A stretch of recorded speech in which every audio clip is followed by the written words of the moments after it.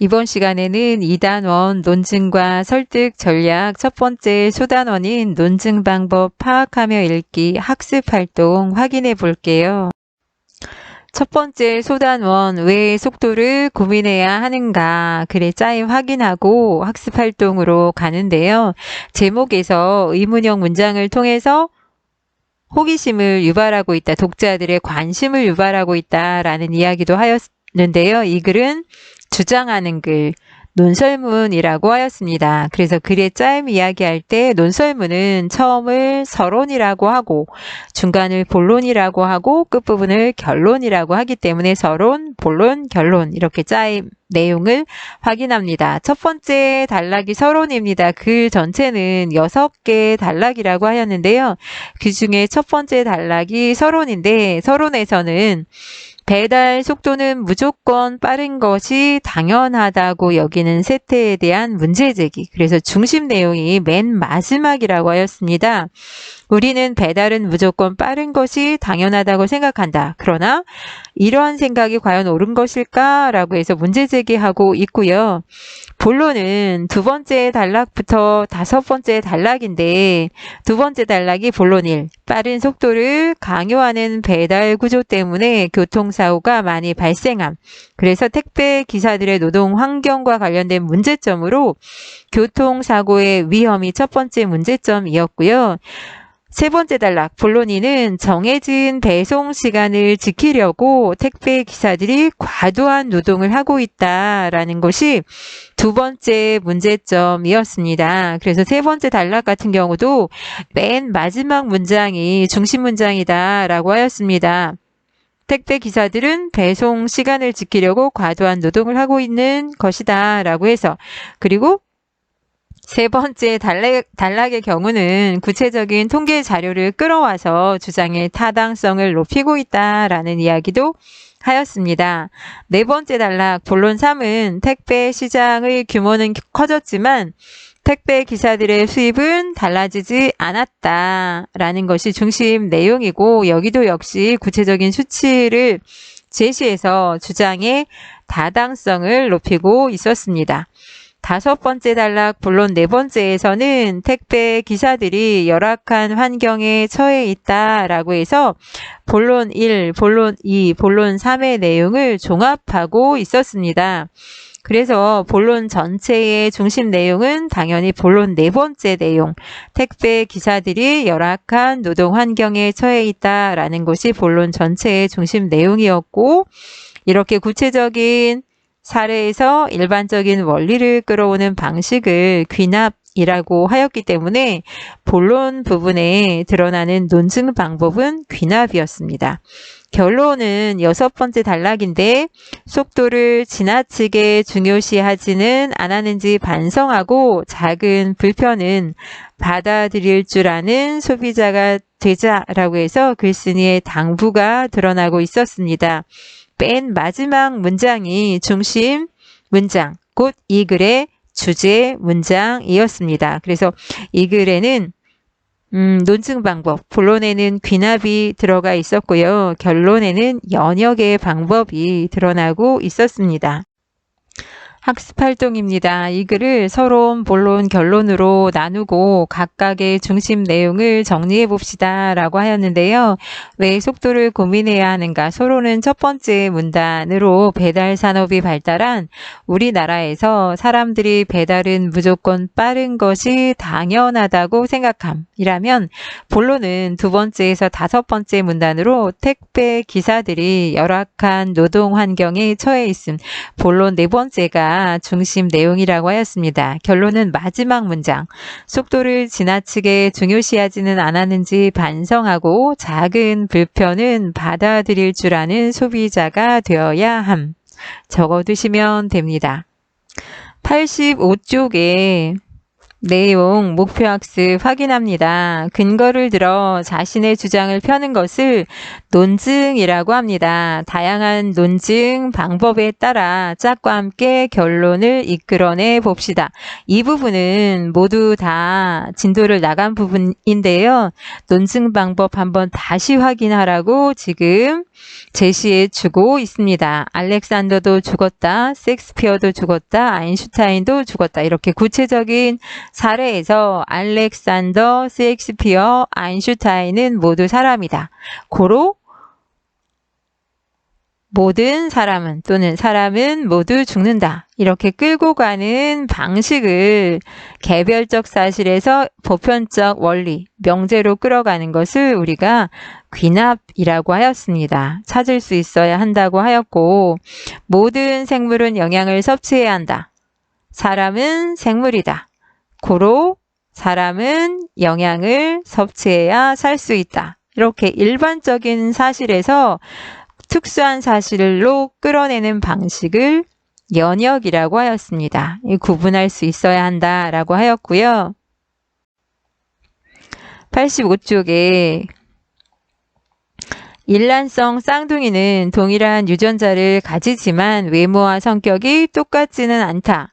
복제 인간은 복제 대상과 동일한 유전자를 가진다. 고로 복제 인간은 복제 대상과 외모와 성격이 똑같지 않을 것이다. 두 대상의 유사한 속성에서 결론을 끌어내는 방식 유추라고 하였습니다. 그래서 85쪽에 알아두기, 논증 방법 확인하는데 개별적인 특수한 사실이나 원리에서 일반적인 원리를 끌어내는 것 귀납. 연역은 일반적인 사실이나 원리로부터 개별적인 특수한 사실을 끌어내는 방식을 연역이라고 하고 유추 같은 경우는 두 대상의 유사성에 기반을 두고 결론을 끌어내는 방식을 유추라고 합니다. 그래서 논증 방법 그러면 근거를 들어서 주장을 펼치는 것으로 연역, 귀납, 유추 세 가지가 있습니다. 86쪽 확인할게요. 이 글에 사용된 논증 방법을 파악해 봅시다. 그래서 1. 본론의 내용을 다음과 같이 정리해 봅시다 라고 하였는데요. 이 부분까지 아마 정리를 하셨을 겁니다. 본론. 문제점 1. 빠른 속도를 강요하는 배달 구조 때문에 교통사고가 많이 발생한다. 두 번째. 정해진 배송 시간을 지키려고 택배 기사들이 과도한 노동을 하고 있다. 세 번째, 택배 시장의 규모는 커졌지만 택배 기사들의 수입은 달라지지 않았다. 고로 택배 기사들이 열악한 노동 환경에 처해 있다라고 내용을 정리할 수 있는데요. 일의 활동을 바탕으로 하여 본론에 사용된 논증 방법이 무엇인지 말해봅시다 라고 한다면 귀납이라고 하였습니다. 개별적인 문제점에서 일반적인 사실을 결론으로 끌어냈기 때문에. 그렇다면 87쪽 여기는 필기 안 한 사람들이 많을 것입니다. 다음은 결론의 일부입니다. 문장 사이의 관계를 파악하며 다음과 같이 정리해 봅시다 라고 하였는데요. 모든 노동자는 바람직한 환경에서 일할 권리가 있다. 택배 기사들은 택배 산업에서 핵심이 되는 노동자들이다. 따라서 택배 기사들 역시 바람직한 환경에서 일할 권리를 보장받아야 한다. 결론 부분에 드러나고 있는 논증 방법 찾으라는 건데요. 모든 노동자는 바람직한 환경에서 일할 권리가 있다. 일반적인 원리가 먼저 나왔고 택배 기사들은 택배 산업에서 핵심이 되는 노동자다. 고로 택배 기사들 역시 바람직한 환경에서 일할 권리를 보장받아야 한다. 비어있는 부분 채워 넣으셔야 하는데 연역의 방식은 대전제, 일반적인 사실에서 소전제를 끌어내고 여기서 결론을 끌어내는 방식. 그래서 4번. 3의 활동을 바탕으로 하여 결론에 사용된 논증 방법이 무엇인지 말해봅시다 라고 한다면 연역입니다. 연역만 쓰셔도 됩니다. 대신에 연역이란 일반적인 원리에서 개별적 사실을 끌어내는 거라는 건 기억하셔야 합니다. 5번째, 1에서 4의 활동을 바탕으로 하여 이 글에 사용된 논증 방법이 글쓴이의 주장을 효과적으로 드러내고 있는지 생각해 봅시다 라고 하였는데요. 간단하게 효과적으로 드러내고 있다라고 말할 수 있습니다. 왜? 구체적인 근거를 들어서 주장을 펼치고 있기 때문입니다. 기록 안 하신 분들 기록하고 가시면 됩니다. 88쪽입니다. 여자반은 이미 했는데요. 다시 확인하시기 바랍니다. 다음 글에 사용된 논증 방법을 파악하며 읽어봅시다 라고 하였는데요. 이규보, 고려 말의 문신인데요. 이규보의 이옥설, 초가집을 고치면서 얻은 깨달음을 적은 글인데 한번 살펴봅니다. 행랑체가 퇴락하여 지탱할 수 없게끔 된 것이 3칸이었다.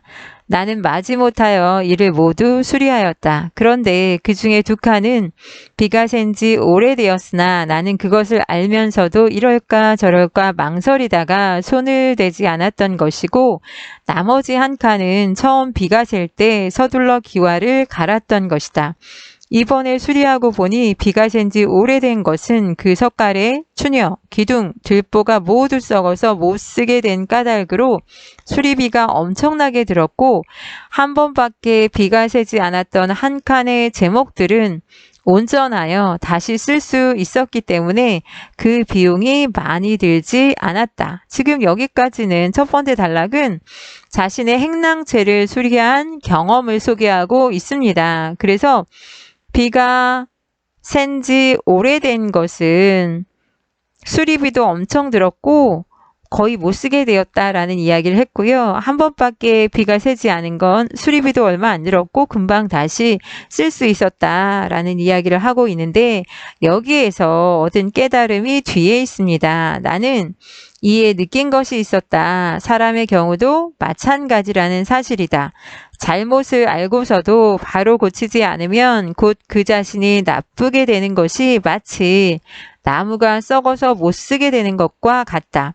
잘못을 알고 고치기를 꺼리지 않으면 해를 받지 않고 다시 착한 사람이 될 수 있으니 저 집의 제목처럼 말끔하게 다시 쓸 수 있는 것이다.